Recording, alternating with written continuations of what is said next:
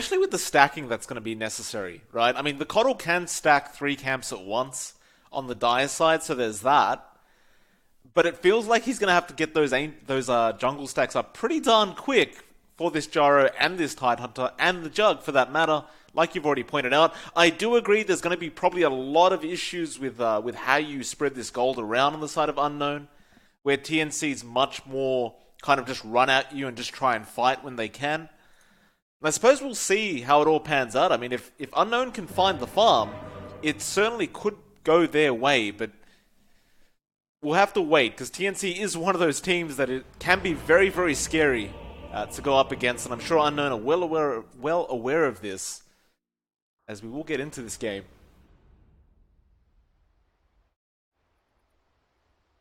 May the light. That's nice. And as well as that, I kind of wonder how you lane these heroes if you are Unknown.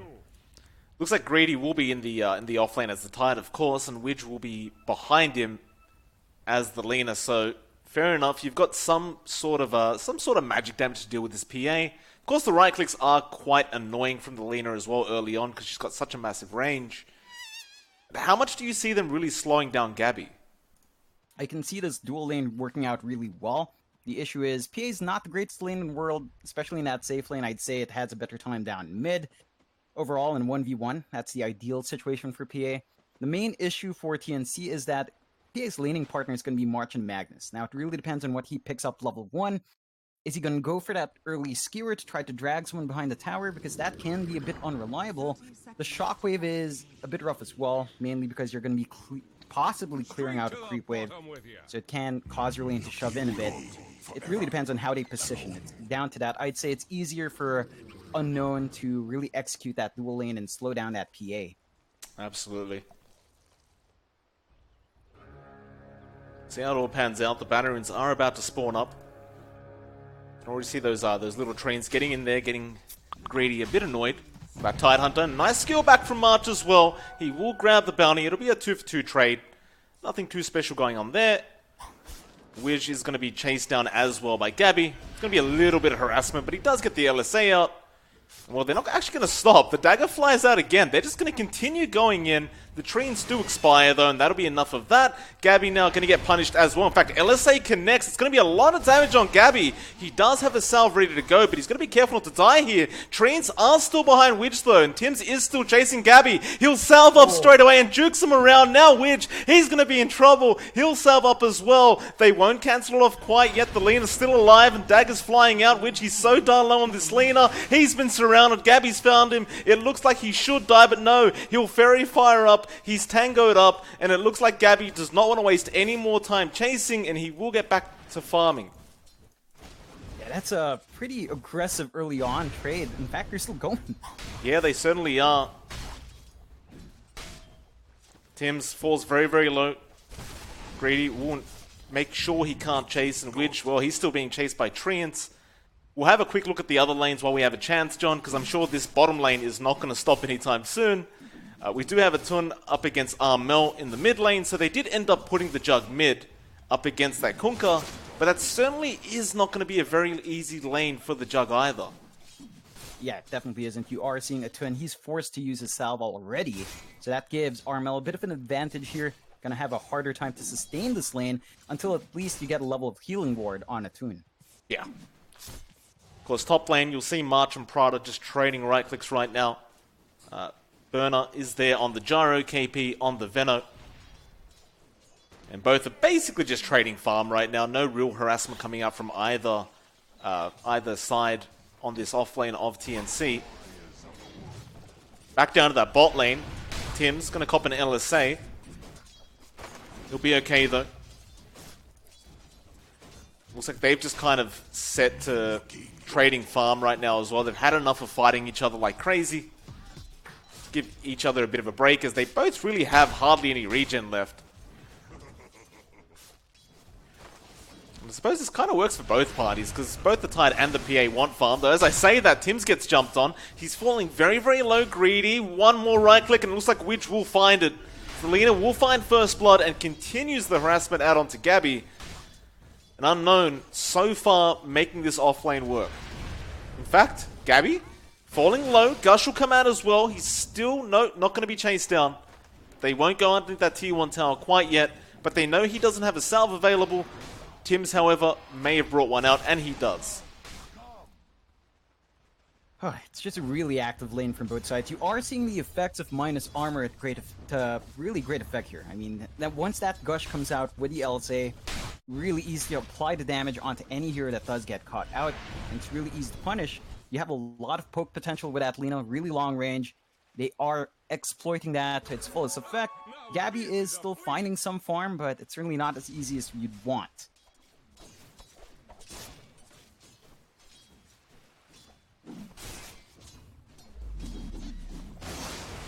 Of course, looking back to that mid lane, looks like Armel is having the pretty damn good time. Top of the last hit board at 23-1. Atun isn't too far behind though on the jug. He's 21 last hits right now, 2 denies. So basically both sides just trading farm. Armel has no regen left on the Kunkka, but Atun, I mean, he has a bottle, but that's really all he's got going for him. We'll try to go for that top rune spot now, see if he finds a power rune. And he will not get lucky. It will be down at the bot lane, where Widge is already setting up to protect that double damage. But here comes March, or rather Tims, and Tims will cancel the teleportation off. And so the Lina now will have the double damage on her instead. Doesn't have the mana to really apply too much harass now though. 2 charges in that stick. Might give enough for 1 spell, but not much more, unfortunately. Looking over mid lane, the jug does fall very low, but he does have the healing water, but the illusion from Armel does end up finding it. Bit unfortunate he didn't get the full value out of that healing ward. Now Armel, realizing he has an opening, will start harassing Atun X into the torrent, but it will be spun off. Armel doesn't have level 6 quite yet, so he can't really afford to throw out the boat, but it looks like he's more than happy with this lane control. And I just don't see what the jug can do about this. He's got an empty bottle and he's got no healing water available. Yeah, there's really not much you can expect from this here at this point. It's just really hard. You don't really have the space to rotate in the supports as well. So you're just kind of stuck in an unfavorable lane. This could cause Atun to dip into that jungle early on, which he really has to if he wants to get that significant farm that this greedy lineup has to have. All 3 cores need a lot of gold to really get going. Yeah, they certainly do. I mean, Burner's trying his best to farm up the top lane. Currently 3rd in terms of last hits on the graph. He has definitely outfarmed KP on the Venomancer, but that's kind of to be expected. As KP will rotate into the jungle and just get a pull going, but we'll see Burner once again come in, clear that out as well, just take as much as he can away from the Veno. And he's going to need to get that farm up real quick, because again, you look at Armel on that Kunkka, and he's getting still everything he wants. He's got stacks going as well, and once he clears those stacks, it's going to be a hell of a lot of gold going out for him.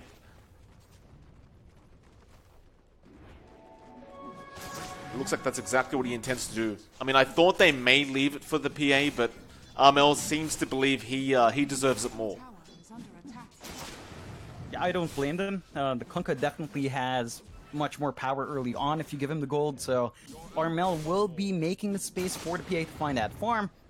Besides that, you don't really have a level in... I mean, you just got a level in the power now from March, so you couldn't really clear it anyway. Yeah, meanwhile, March will just take over the mid lane. Top lane, though, they will end up losing KP on the Veno, but Armel trying to go onto Wish on this Lina. The boat will connect, and he actually finds the gyro as well, but he'll leave him be. He is quite low on HP. A 1-for-1 trade, but Unknown certainly find the better trade in the end. Definitely so. Support for an offlaner, not the biggest loss in the world. Very nice pick off to get. You had your gyrocopter around to really clean that off as well. So you are starting to build up here for Unknown. You have a slight kill advantage. You are finding what you want from these lanes, and you somehow aren't being punished too hard for your greed. If they can keep this up, they certainly will be able to get that space to get their cores online. I'd say 15 minutes at this point. By the 15-minute mark, if you're not seeing the pressure from TNC, that could be a bad sign for them, and, you know, that's a great sign for Unknown. Yeah, I mean, every time I look at Burner, just farming up stacks over and over again, doing a great job of it as well. Of course, looking back over to Gabby on the PA, 3rd in net worth right now, 7.5-minute mark. They haven't really given him the empower yet. He's just been farming up in the lane. It's going to be very annoying though. You've got this Coddle just spamming Blinding Light over and over again. It's just quite infuriating to have to go up against. Top lane though, Armel is going to find another kill onto this Lina. Nice little rotation from the Kunkka. He hadn't even left the jungle. He just went straight back to the jungle, cleared out more creep stacks, and then just went back up to the top lane, found another kill, and now they're going to go after that tier 1 top tower. Yeah, it's going to be a really scary thing if you lose this towers early on. That's the one thing TNC's lineup does allow them to do. They can push much harder with a Venomancer and the Nature's Prophet, and while that push is happening, you do give space to March to get his farm up. He's got that middle lane to himself now, and that just allows your really greedy pause 5 mag to just find what he needs. Oh, Gabby. They do end up finding a kill onto Greedy on that Tidehunter. Armel's the one to pick that one up. While all that was happening, KP does end up claiming that tier 1. There was absolutely no defense coming in from the side of Unknown. And this is that point where TNC, I mean, they're getting scary. Like you mentioned, Armel, he found that his power curve was just better than the PA, took the stacks, and now he's kind of uncontrollable. I mean, I just don't see a way to kill this Kunkka right now. Yeah, there's no easy way to clear out that hero. It does require maybe something like Widge getting his level 6, but as a support Lina, you're not going to get there very fast. Still stuck at level 4, you're not going to have that burst potential to slow down the PA or that Kunkka, and that just means you can't really take these big fights just yet.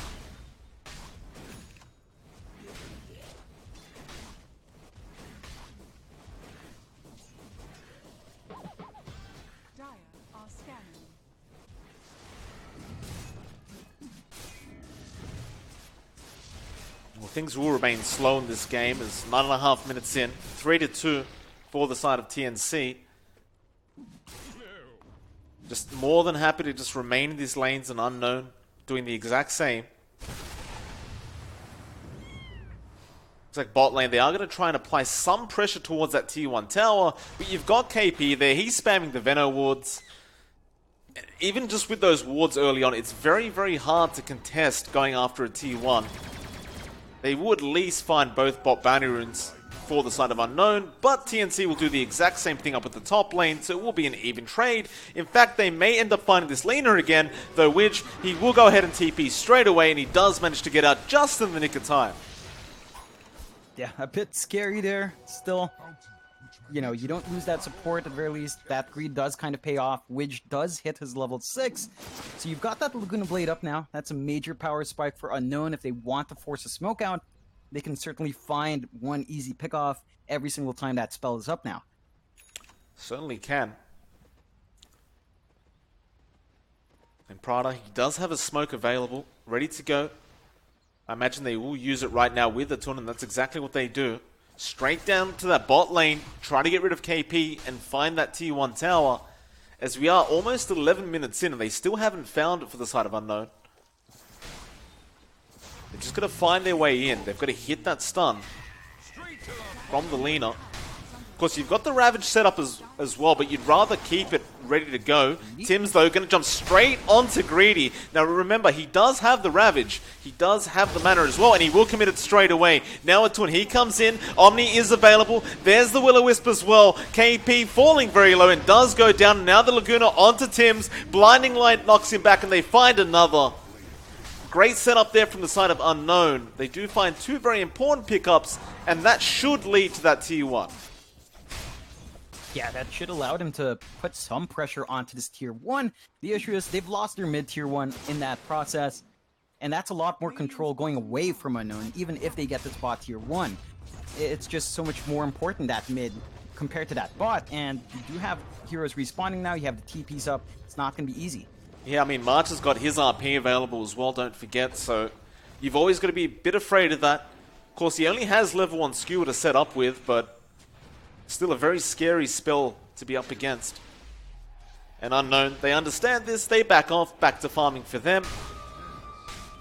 TNC will just go ahead and start pushing the bot tier 1 now. Mind you, Unknown did not find the tier 1 bot tower themselves.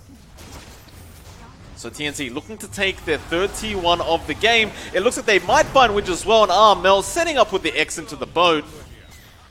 Another nice pickup from this Kunkka. It'll be his 4th one of the game. And that's going to be the third tier 1 tower going down for TNC. Yeah, this is... It's hard for Unknown to take these fights after they pop the Ravage. You know, even if you had every single other spell up, without that Ravage or the Will-O-Wisp, you really can't counterfight too well. Whereas TNC, their longest cooldown is probably that RP, and we haven't even seen it come out for March yet. Having a look at Gabby on that PA, John, just going straight for Burner on that gyrocopter. Burner will manage to walk away. He just threw out the homing missile, and Gabby didn't want to deal with that. Gabby, though, does have the Desolator up now, and is going straight into that BKB next. With this Empower and Deso up, they can definitely go for more teamfights if they wish. But Gabby could also just play this safe, just get the BKB first, and then ensure you basically win every teamfight. And it looks like that is exactly the plan for him. Yeah, I don't blame Gabby for this at all. I don't blame TNC for this. Their weakest moment is while that PA doesn't have any sort of magic immunity. Once that's up, you take care of the Lena's burst damage. You don't really have the physical to burn down the PA at this point. I mean, you're not going to have an MKB up on the gyrocopter or the Jug anytime soon. So it's just best to wait it out here. TNC can take their time, take as long as possible. They are still finding that map control as well. And Unknown, they have to try to play this farm game, but their map is slowly shrinking. Also interesting to note, John, I'm just having a quick look at the gyrocopter build. Burner, he's going straight into an Aghanim Scepter rush, and there it is. And after that, it looks like he wants the Maelstrom, which is fair enough, but feels like it's been a while since we've seen a gyrocopter rush Aghanim Scepter. It certainly does feel like it's been a while. They do use their smoke to Gabby. Ooh, the Will-O-Wisp being dropped, but he just blinks out of there. There is about a second delay between that first Will-O-Wisp tick, and he just walked out. I mean, he literally just pressed the blink button. Yeah, that's really unfortunate. They expended the smoke, they expended one big spell. At the very least, they still have a Ravage, so they can make use of that if they want. While that Will-O-Wisp is down, they still have one bit of control. Look at Armel, though, on the Kunkka. Gonna run straight into Prada, and that is over half his HP gone. And Armel throws the boat in, the X there as well, and that's it. He's gone. And it's just gonna be terrible for the Lena and the Coddle, John. They just lose over half their HP in one strike. Yeah, it's not gonna be fun. This build from Armel, going for that Shadow Blade, you know, it's not the most common nowadays. There is a lot of utility for it here that is gonna force Unknown to spend a lot more on sentries, and they really have. If you take a look at that map, they've got a lot of sentries down along with some pretty defensive wards. Just unfortunate that it didn't catch Armel out, cost you a support. Your supports will be pretty drained now with how the Kunkka will be playing. And Armel, he's just going to go for it again. And this time around, I mean, you'd imagine he'd hit a sentry ward. In fact, he'll just go ahead and clear out the creep wave and just back off again. Looks like Unknown are starting to try and take over their jungle once again. Getting those D wards out.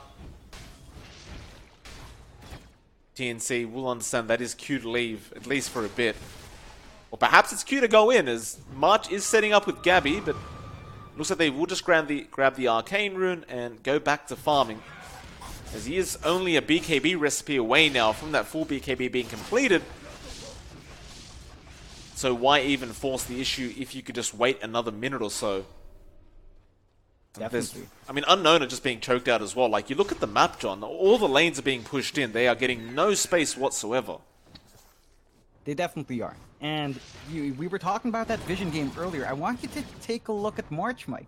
He has 7 sentry wards. My goodness. Just to make sure this map is shut out. Well, John, just remind me to add March after this game. I need a good support like this. I mean, my supports don't know what wards are. Gabby being chased down. Be alright though, again blinking out. March still has the RP if necessary. You've also got that Poison Nova available on KP. He does have 19 one charges if he does require the mana urgently. But again, we just see TNC just split pushing. They'll find a tier 2 tower thanks to Armel. Now you've got the BKB up and available on Gabby. And not to mention, he's level 15 already. And there's an 8k net worth lead on TNC 17 minutes into this game. Yeah, that's really rough for Unknown. They've lost a lot of space. They still need to farm up on their cores. We haven't seen that big team fight come out yet from either side. But map control is slipping away here for Unknown. They need to make something happen. The Roche is going to be taken now. Are they aware of it? They should be. They should be able to contest this one. It's a tight spot. They've got the Tidehunter. They can make things happen here. Look at March though, X'd up, just going in, getting vision. The Roshan's so darn low. They've got to jump in now, but Greedy does not have a blink to initiate. They could try dropping the Will-O-Wisp, and it looks like Prada is going to attempt it. In fact, he'll go for the Illuminate, try to scout out. He does actually find the Roshan kill. So there's that. You get a bit of gold, but now Gabby jumps in with the BKB chance straight onto that gyro, and there's nothing Burner can do. He goes down. The rest of Unknown just want to get the hell out of there, but Gabby is not allowing it. Wish tries to go for an LSA, but the BKB was still up. Gabby will find a double, still has the Aegis, still has full HP. And it looks like they'll go straight after that mid-tier 2 tower now. This is really the biggest issue for Unknown. They just cannot take these fights. If they do take these fights, they have to commit hard. You have to throw all the spells you can out. You have to really coordinate well. It's been a staggered response so far, and TNC has been splitting up this team quite nicely. They've been really forcing the control all over the map, forcing supports to go out to shove a lane in while fights breaking out. Not the ideal situation to try to counterfight, but Unknown is just caught between a rock and a hard place right now. Yeah, they certainly are. Still though, props to the Coddle, finding that Roshan kill. That's a little bit of a bonus in terms of gold, but not nearly enough, that's for sure. Looks like Gabby will find Prada once again. Speaking of the Coddle, does go down, and Gabby just crits him, and he just disappears. They're just looking for more kills. I mean, TNC just taking over the dire side jungle, setting up for that bot tier 2 tower as well. And Unknown, there's just no way for them to defend this. Once the creep wave is near that tier 2 tower, I mean, again, you don't have a way to break the distance with that Tidehunter yet. And it looks like TNC are on the hunt once again. Armel, Shadowbladed up, running through the dire side jungle, straight towards Burner on that gyro, who is currently all alone. And Armel gonna set up, has the X Gabby, he'll jump in as well. The cooldown is there, but Burner has no help around him, and he is going down. Oh, it's rough. Unknown, they're trying to get the most out of this map. They're trying to split farm up between all their cores. It hasn't really been paying off quite yet. 11k deficit now in favor of TNC. 9-4, 20 minutes in. Just one outer tower left for Unknown. Once they lose that tier 2 down bot, their high ground is going to be very easy pickings. They do have great high ground defense because of their teamfight potential, but they will lose a lot of potential farm from losing all that control. When X on Greedy, Armel is kind of by himself and there's 4 unknown heroes around, but it looks like they just aren't ready to initiate, and Greedy just gets jumped on now by Gabby. Almost dead. Does he commit the Ravage? He does not. He has buyback available. It looks like he'll hold on to that and just hope that TNC don't go to the high ground yet. Gabby certainly looked like he thought about it, but it's not so easy up against a Coddle and a Gyrocopter. And so they will return back down to that bot lane where KP has slowly been pushing out the creep wave. They'll go after that last tier 2 tower for the side of Unknown. The biggest issue with the Tidehunter there was a lot of patience coming out from Gabby. He waited for the Anchor Smash to come out first before jumping in. That just made sure that he got that kill quite fast. And it's unfortunate. He was forced to use that Anchor Smash to deter him. But when Gabby came in, it really didn't matter because he didn't hit him with that Anchor Smash. Oh, Gabby. Next up, Dagger. Wish gets crit straight away. 800 damage. Gabby jumping in for more. We'll back off. That is a very, very scary PA. He does have a basher up now as well, and Wish is going to be the target. LSA, it will not land. The BKB was there just in the nick of time. Gabby finds 1 kill on the Lina. There is buyback available, but it's not going to save them from this bot racks being taken. And now Prada going to get jumped on. There's the buyback. The blinding light will not help. He gets crit for 1.2k. Now they're going to try and chase and punish. Greedy has the Ravage. He needs to pop it onto this PA. There's help coming in there from TNC. BKB now out from Burner. It does wear out though. Now Gabby jumps back in straight into the Will-O-Wisp. He doesn't have BKB available. Poison Nova. There's the Ravage coming out from Greedy, but where's the follow-up damage? Omni Slash comes out. Laguna, they'll find, well, they won't actually find anybody. Gabby just jumps back in, and now the RP from March. They found 3 already. Taunt's being chased down as well. The laugh's coming out from this jug, but he's gone. And that's it. GG's been called 22.5 minutes in, and TNC looking like they're in form going into game 1 of the group stages of the MDL Major. This is why TNC is one of the favorites of this group at the very least. They certainly definitely showed the difference in level here from Unknown. I mean, Unknown plays up a good fight. Their draft does feel like it needs a lot of work. It did feel too greedy to have the Gyrocopter, have the Jug, have the Tidehunter, have two pretty greedy supports as well up against a team like TNC. You need to be able to counteract their aggression, and I don't think that lineup was just very good for that one, Mike. Yeah, certainly so. I mean, you just look at that scoreboard as well. Armel 6-0 with 6 assists. Gabby 10-0 with 1 assist.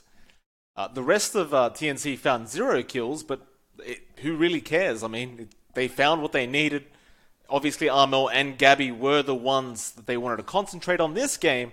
But luckily for us and the viewers, John, there is going to be a second game as we are doing a best of 3 between these two. So TNC vs Unknown, game number 2, coming up very, very soon, ladies and gentlemen.